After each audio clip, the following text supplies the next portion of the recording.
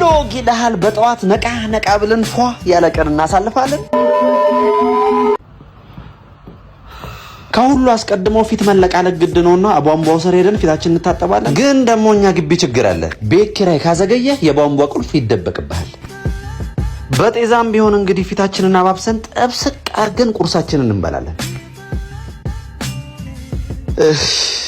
መች ነው የበላሁት በጌታ። በቃ ወተን እንሸማምት። ከድሮ እንቁላል ስጠኝ እስቲ። እንቁላል ስንት ላድርግ? ጨምሮ አድርግ ነው ሰምተሃል? 15 ብር አስገባችሁታ? ኧረ 25 ብር ገብቷል። የመቼው ነው?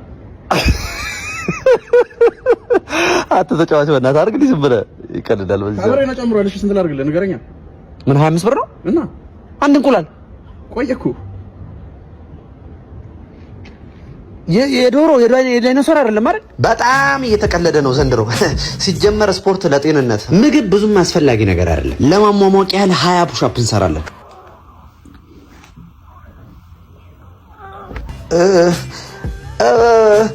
ረሃቡ ነው እንጂ እንዲህ አልነበርኩም።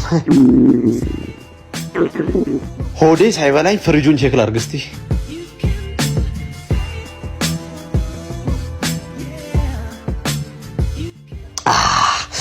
ማን እንደምሪንዳ።